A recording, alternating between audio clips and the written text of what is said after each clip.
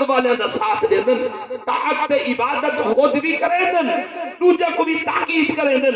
بتواسو سورت پڑھی تو حضور کنو میں اندہ مطلب تے مفہوم پوچھا، حضوری اندہ مطلب کیا ہے؟ اور میں نے انسان تو مراد ابو جہل اور اِلَّا الَّذِينَ آمَنُوا تو مراد سیدنا صدیق اکبر صدیق ذات، وعملوا الصالحات تو مراد حضرت عمر فاروق، وتواصوا بالحق تو مراد حضرت عثمان غنی، وتواصوا بالصبر تو مراد حضرت علی المرتضی کرم اللہ تعالی وجہ الکریم۔ ایک تو ثابت کیا تھی آگے تفسیر فرماتے حضور نے دسیا کامیابی چاہتے ہوئے میری سنت پہ عمل کرو، میرے خلفائے راشدین دی سنت پہ عمل کرو، خلفائے راشدین دے نقش قدم دے چلو، حق والے دا ساتھ دے دن، طاعت عبادت خود بھی کرے دن، دوجہ کو بھی تاکید کرے دن۔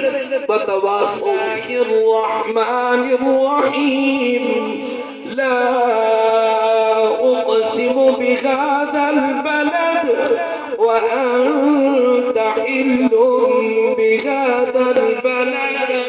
فرمایا میں کو قسم شہر مکہ دی، کیوں قسم چاہتی؟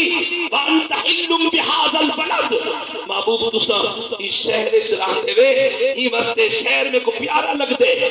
اللہ نے سارے شہر دی قسم چاہتی، اور فرماؤ جنہیں شہر میں حضور دی جلوہ گری تھی اللہ نے اس شہر دی بھی قسم چاہتی، اور قرآن اللہ نے نبی دی زندگی دی قسم چاہتی۔ فرمایا لَعَمْرُكَ إِنَّهُمْ لَفِي سَكْرَتِهِمْ يَعْمَهُونَ۔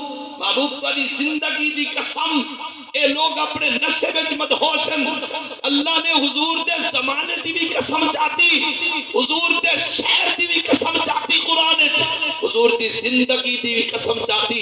اے تا نسبت والے چیز ہیں، شہر کو نسبت تھی گئی حضور نال، اللہ نے خودی قسم چاہتی، زندگی دی قسم، زمانے دی قسم، جرے نبی دی نسبت والی چیزہ دا اے مقام ہے۔